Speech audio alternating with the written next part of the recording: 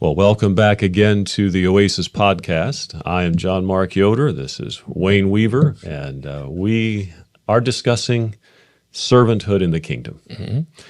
And what should a servant of God expect in the service of the king?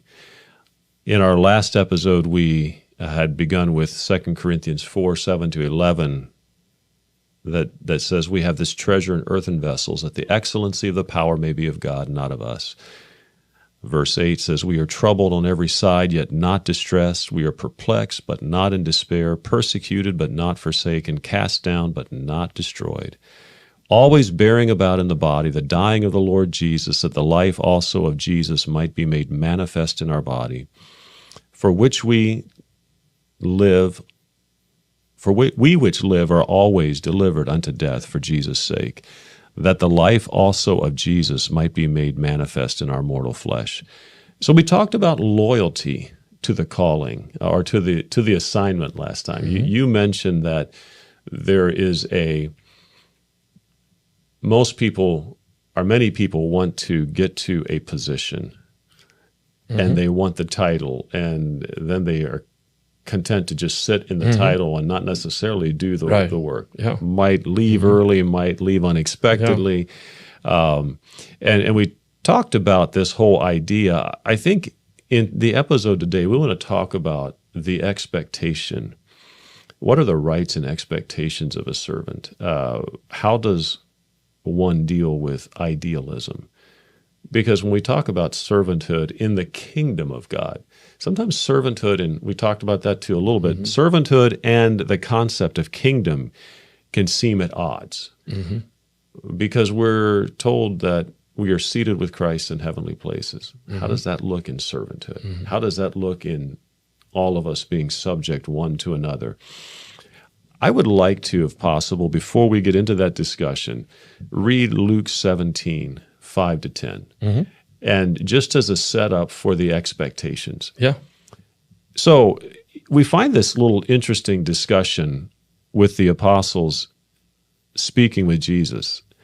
And Luke 17, verse 5 says this, and the apostles said to the Lord, increase our faith.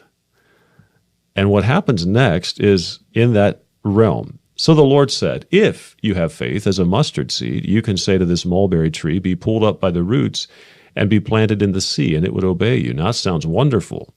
But he continues that discussion and says, and which of you, having a servant plowing or tending sheep, will say to him when he has come in from the field, come at once and sit down and eat? But will he not rather say to him, prepare something for my supper, gird yourself, and serve me until I have eaten and drunk, and afterward you will eat and drink? Does he thank that servant because he did the things that were commanded him? I think not. So likewise you, when you have done all these things which you were commanded, say, we are unprofitable servants. We have done what was our duty to do. I think there's something very powerful in this. I've looked at this passage a number of times, but I think, what are the expectations and the rights of a servant? When I read this, the disciples are saying, increase our faith, and he gives them this powerful thing. Mm-hmm. You can say to this mulberry tree, be pulled up by the roots and plant. But mm-hmm. then he says, here's the greater mm-hmm. principle or the continuing mm-hmm. principle of increasing your faith mm-hmm. has almost something to do with faithfulness. Mm-hmm.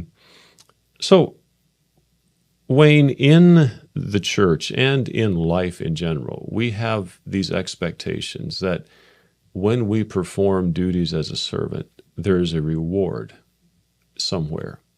We have that idealistic idea. But what are the true rights and expectations of a servant? Well, if you're a servant, you have no rights. Wow, that's a big statement. That's the way it is. If you're a servant, you have no rights. Now, if you want to have rights, you will not be a servant.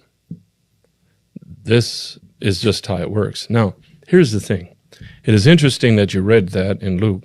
However, also there's another place where Jesus was talking to the centurion mm-hmm. or the captain.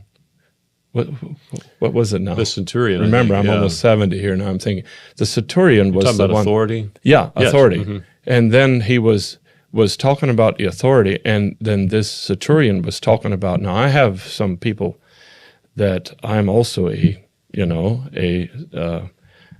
how does that say now? He says, I also am a man under authority. Yeah, I'm a man under have authority. Servants under me. Servants under me. And when Jesus saw the picture of that servanthood thing, he said, wow, I have not found any faith like this in all of Israel. So he was looking at faith to servanthood as well as this that you're talking about in Luke. All right? So Luke 7, let's just read that because you referenced it. Luke 7. I should remember that, but verse 6. I'll just begin there, Luke 7, verse 6, because they came up and said, he's a worthy man, and Jesus went with them. And when he was already not far from the house, the centurion sent friends to him, saying to him, Lord, do not trouble yourself, for I am not worthy that you should enter under my roof. Mm-hmm. Therefore, I did not even think myself worthy to come to you. Now, that's interesting. But say the word, and my servant will be healed. For I also am a man placed under authority. Having soldiers under me. And I say to one, go, and he goes, and to another, come, and he comes, and to my servant, do this, and he does it. When Jesus heard these things, he marveled at him and turned around to the crowd and said to the crowd that followed him, I say to you, I have not found such great faith, not even in Israel. Yes. Yeah. So he marveled. They were again looking at servanthood and attaching the big word faith. All right. Notice another thing. It says that he makes the statement, I'm also a man under authority. What does he say next? I have servants. If you're not under authority, you will not have servants. Now, that's just simply the way it is. You will not have. True servants come from someone that is a servant above them. Jesus was a prime example of that. When he came here, he was a servant. He gave himself as a servant. He was mocked. He was all of the above and ridiculed and eventually died on the cross as a servant. He put on the form of a servant. That's what he did. And that's the true faith. Here's the thing. We have two legs. We have two hands. What we like to use is the ideal, the picture of idealistic faith, which is all just believing God for something that I can stand here and do nothing, but just believing God in faith and proclaiming and all of that. I do believe in that, but it's not all that. That's one leg. The other leg is walk it. And with these 2 feet, we make headways. One is in faith, believing the promises of God, and the other one is walking in the promise and truth of God's word. This is how we go forward. Now, which faith would be the easiest? And what they were looking at was this faith that, you can remove mountains, you can speak to a mulberry tree, and it can be uprooted, but I also challenge you to walk with your other foot. It's basically what he is saying, and turning him back to servanthood. Now, when you're in true servanthood, there will be times when you will need the mulberry tree faith, if I can call it that. Right. But it's not all that. There's many people that like the idealistic faith, but don't walk in servanthood. Now, I have seen that, and I have seen people like that just tear up a church, that all they want to do is live in an idealistic world and never learn to be faithful and in servanthood be loyal and to take up the cross upon their lives, but they're the ones that shoot from their hips. They're the ones that speak the boldest, wildest, out of this world type of stuff. They're the ones that point their fingers at all the people around them and everyone else is at fault. It's always somebody else. These are not servants. And I've seen and experienced literally some extreme situations where they just tear up a church and they take a following with them. And the end of it is not good at all. These are people that are not servants. They can speak loud. But see, it's not what we say, it's who we are. It's not what we can command, it's how we can walk. That's where it is. True servant is in shoe leather. That is really where it's tested. And you find that whether it's in companies or wherever it is, in your employment or wherever it is, that's how it works. I actually had this young girl that I had hired at one of my companies when I just started the company known as Wallhouse. And I started that company and I needed employees. So I put out applications and people came and filled out applications and so forth. And there was this one girl that doesn't live all that far, never heard of her, but she didn't live all that far away from here, and I thought the availability of what she said on her application, this would appeal to be a right person, could be here. You have to think of winter weather and so forth and all that. And so I hired her as well as many others. But after I hired her, I heard this, one of my other employees in one of the other companies said, "Do you have any idea who that girl is?" I said, "No." I said, "Oh, I think you made a big mistake." And it was a gentle, kind warning, but it said that, oh, they're nothing but trouble in their whole community. And I was like, oh my, well, but, I thought it looked like she would be the right person. Yeah, from that area. Well, it ended up that was one of my absolute best employees that I had there. And it was because I saw she often came to work was crying. But I developed a different atmosphere. That's up to as servanthood. You develop an atmosphere. And that's what I see, that and people that are around me, that servanthood also develops atmosphere. Mm-hmm. You can develop things that are very repulsive.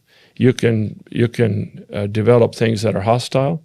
You can create a hostile environment, but true servanthood will not create that, but will create an atmosphere that creates loyalty, not competition, but true loyalty, comfort, joy, peace, and those things go with it. And this girl ended up being one of my absolute best employees. And finally, I was so taken by it, and I thought this other person was so wrong that told me that was a mistake. And anyways, she went, as she was working there, took her school and went through nursing, worked in the night shift or the evening shift, and now she's a nurse somewhere out of state. And she was one of my top employees. And I finally came and I said, Lord, if I could please you as well as she pleases me, what can I do? What can I do to please me? Show me what is necessary for me to please you. I'm sorry, I'm phrasing that wrong. It is necessary for me to please you, but if you could be so pleased with me as I am with her. She never argues. She creates an environment. The others all like to work with her. She's never argumentative. She's never hostile, never. And it just flows around her. And she was a true servant. And the Lord pointed me to it. So I looked, what does it take to please God? And it was that without faith, it's impossible to please God. And I saw that a life of faith is what pleases God. Well, faith comes by this one leg of believing God on the promises of God, and the other one is walking in the conditions that he gives you to walk in to make things different. That's true servanthood. And so God is looking for that. And it's interesting that when you talk faith, he talks about shoe leather work. He's not talking about necessarily these big other things that we like to, but that's included. And he's also talking about not always seeing visible rewards. He starts out with a visible thing, but then he says, faith also shows up in just simply saying, we've done what we should. Yeah. And there is a pleasing aspect of that yes, there is. To the master. And see, there is where the Spirit of God flows through. The presence of God is not one that comes and just shakes and tears everything up. The presence of God is something that draws you to him. It's something that can only break the strongest.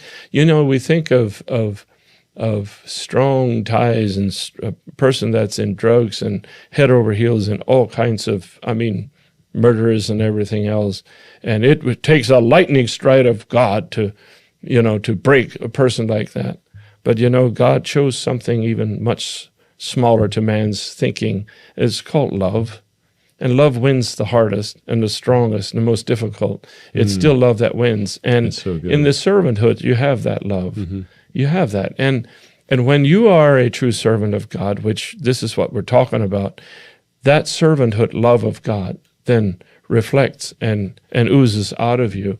And it's you don't see it as, oh, that man truly loves, but the presence of love is wherever he goes. It's there, and it brings peace, and it makes really good servants. Now, if you're going to be hostile to your servants, you will then also cause hostility among servanthood. So you, as a master of that, have to walk under servanthood, or you're going to reap exactly what you're sowing.